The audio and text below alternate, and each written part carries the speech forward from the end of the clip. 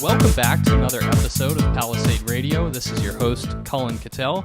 Returning guest on the program and a neighbor of mine down in Argentina is Doug Casey. He's the founder of Casey Research, amongst many other things. Of course, a best-selling author as well. Doug, welcome back to the program. Thanks, Colin. It's a pleasure to talk to you. I know that you're working very intently on getting your third novel out in the series of novels that you started putting together. How's that process coming along? We're a little bit behind. Speculator, which focuses on the mining business and a bush war in Africa, came out 2 years ago. And Drug Lord, where our hero Charles Knight gets into the drug business, both FDA and DEA regulated drugs, came out last year. But now Charles has become an assassin because he's a little bit unhappy with some people. And we're trying to reform the occupation of assassin and show that you can actually be a good guy. It's a morality tale because killing other people is basically not very nice. So it has to be a tour de force. It'll be out in about 6 months. Well, I'm excited. I thought that the first book was excellent, but I thought the second one was even better. So I hope that that continues, and I can't wait to read the next portion of the story. Doug, just to share a little bit about the conversation you and I were having before we got on, I was telling you about some deals that we're putting together and that we're involved in, and you made the comment that this time around we might catch a bull market, which brings up the question, how darn long can this lull in this bull market last? How much longer until we get some movement? Yeah, well, that's a $64 question. So the last peak in commodities in general, and of course the metals in particular, but this is true of all commodities, was back in the 2011 area. So we're looking at 7 years. This is a long bear market, and it's been pretty deep because most of the commodities are down around 50%. That's devastating. And at the same time, the dollar itself has been losing value.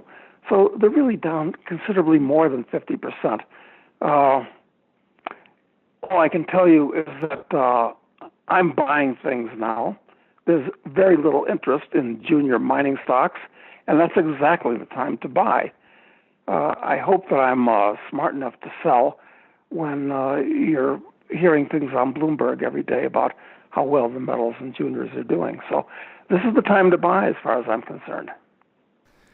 In the past, we've talked about the benefit of participating in private placement financings, especially when the market is down and companies are desperate for money.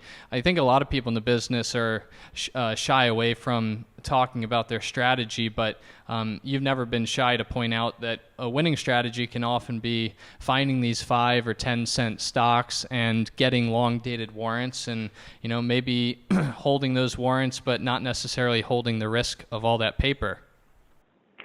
Yeah, that's absolutely the key, because these junior markets are quite illiquid. It makes it hard to take meaningful positions in them. So warrants are important for that reason. And the average person who tends to buy at the top of the market doesn't even know that it's possible to buy a position in the stock with warrants. But when you're doing a private placement, you're going to be illiquid. You're going to be tied up for a minimum of 4 months. So you really need compensation for that. So it's a form of internal leverage without using. So it's ideal. And the way it's possible to do this is you keep buying the stock, you're financing the company.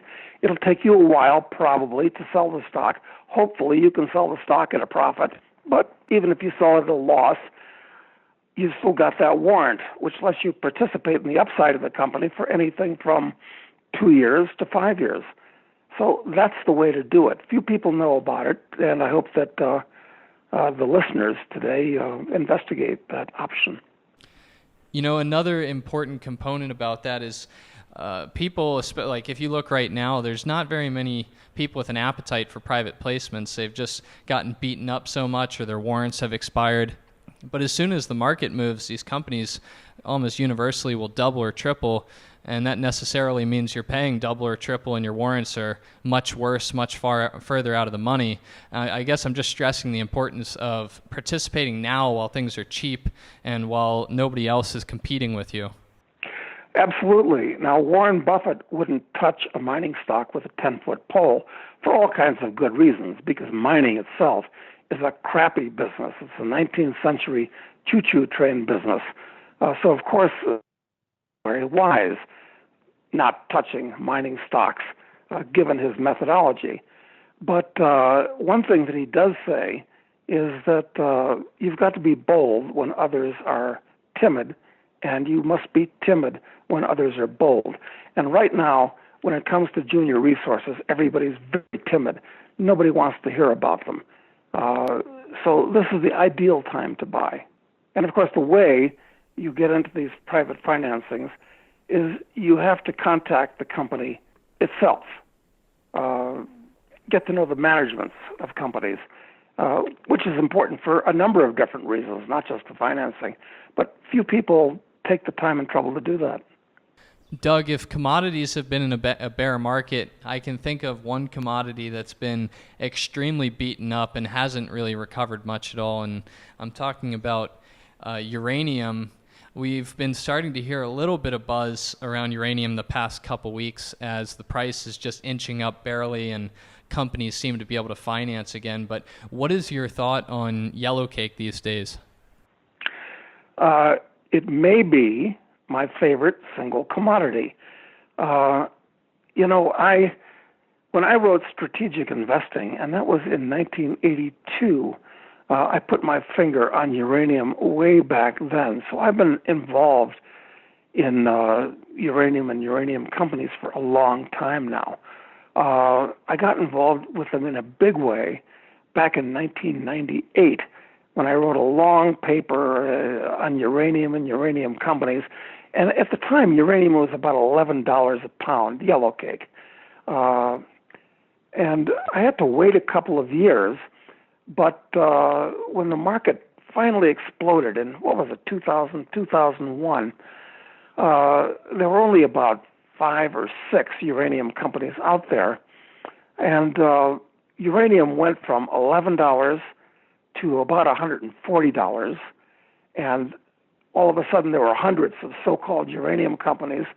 But a lot of these companies, the ones that actually have the goods, certainly, they went 20 to 1, 50 to 1, 100 to 1. So uranium's an ideal metal for this type of thing because it's very politically incorrect and it's very, very volatile. And right now, we're at the bottom of a bear market that has taken it to levels as cheap as the ones of at the bottom of 1998, 1999, because the dollar is worth a lot less than it was then. So, this is explosive for lots of reasons. This is a better time to buy uranium than it was then. So I'm expecting really big returns. Excellent. And there's a company I just want to mention because we both mutually just invested in it. It's called Blue Sky Uranium. They've been around for some time, but they've got a substantial land package in a very underexplored region of the world that you're intimately familiar with, being Argentina. Any quick word on just your interest in Blue Sky? Well, this is the time to buy private placements in resource stocks in general and in uranium stocks in particular. And Blue Sky is part of a group that's competent, that's been around for a while. I like the fact that it's in Argentina because that country, which has developed a very bad reputation since the days of Juan Perón in the 40s and 50s, they finally have a really good guy as the president. I hope he's reelected in a couple of years. They're open for business and mining at this point. Excellent speculation, in my opinion. And as far as I'm concerned, uranium is by far the cheapest and the safest form of mass power generation. That's something that you're not going to hear from many people, but I think it's a scientific fact. So lots of reasons to own uranium stocks right now, and I own that one. Shifting gears just a bit, you definitely win the award, Doug, for being the most politically incorrect guest I'm able to get on the program. I wish everybody fell in that category, but let's talk on just events that are going on right now in the political sphere. You were pretty much alone in predicting that Trump would win the election as far as my circle of people, and you were spot on that. Trump has been absolutely hated by at least the media, if you turn the TV on, since day one. I'm curious to see if you think he's doing any good, though, for the country or making any right steps so far. Yes, he is. And look, it's hard to be a Trump supporter for me to be a Trump supporter, because he doesn't seem to have any philosophical core. He apparently doesn't read books. He doesn't think in historical or philosophical terms. That's not where his head is at. But on the bright side, all of these deep state people absolutely hate him. All these people these creatures that live within the Beltway hate him. The media hates him. Hollywood hates him. Academia hates him.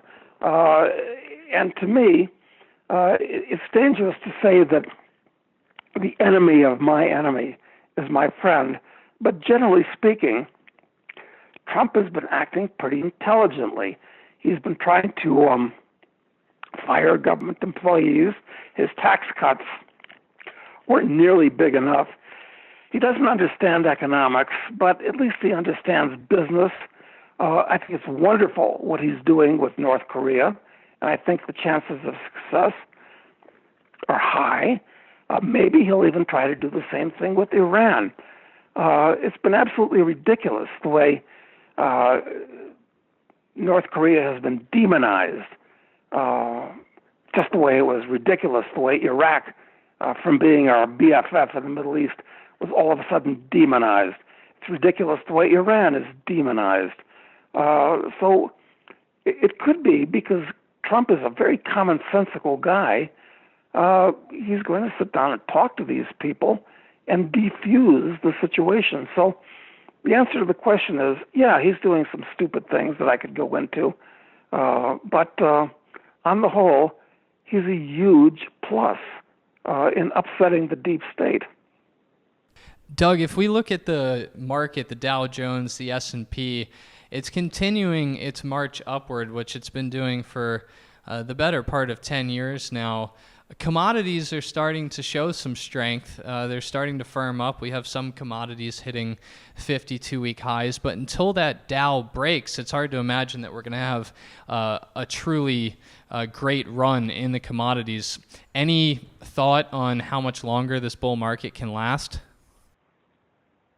Well, historically, the stock market and the commodity market generally move in opposite directions.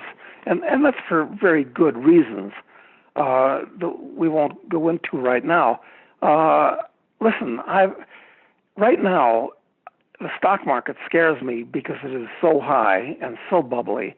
But what really scares me is the bond market. It's not just in a bubble, it's in a hyper bubble.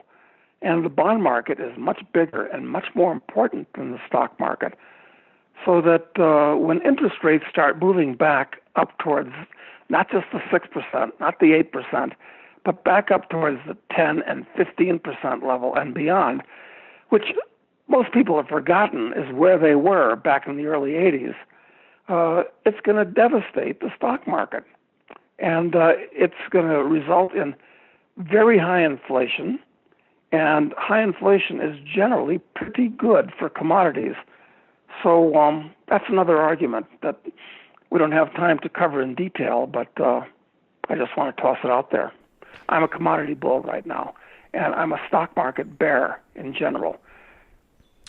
Well, on that line of thought, as a speculator, I've heard you say before that you really try to profit off of the stupidity or movements of the government. And one huge change that's taken place the last few years, of course, has been marijuana legalization. you have made some good calls, some good money just on investing in some of these marijuana deals. When something as big as marijuana goes from being fought against by the governments of the world to basically legal, how much longer do you think something like this can go on? Because these stocks are just going up and up and up. Yeah, right. And they've been very, very good to me. Of course, for philosophical and ethical reasons, I've always been a proponent of 100% legalization of marijuana, and not just marijuana, but all drugs, because your primary possession is your own body, and you shouldn't have some busybody, some church lady, telling you what you can or cannot do with your own body. As to where marijuana stocks are going from here, there are lots of them out there. There's too many of them out there. So speculating in them now isn't shooting ducks in a barrel the way it was a while back. Same thing can be said of cryptocurrencies, which have been very, very good to me also. But I don't know where they're going from here, quite frankly. And I don't know where the next bubble area like marijuana or crypto is going to occur. I'm looking for it. I hope it's commodities, actually. Fair enough. Well, Doug, I know you do need to get going soon here. I just want to mention to everybody that, of course, a few years ago you partnered with Stansberry, and Stansberry is running much of Casey Research, but you've recently taken possession of one of the smaller brands you had, which is the International Speculator. Focuses, of course, on internationalization and much of your interest around the globe. What can you tell listeners about what they can expect if they are following? Well, they ought to go to a blog, go to internationalman.com, and we're trying to make it one of the leading presences on the Internet with intelligent commentary, useful commentary, fun commentary. So let me urge everybody to go to internationalman.com and sign up. It's free, and I think you're going to like it. internationalman.com. Well, Doug, I appreciate you. Love putting in a commercial, Colin. Thank you very much for that. Yeah, well, thank you so much for coming on, Doug. I do appreciate your time. Okay, have a good one, Colin.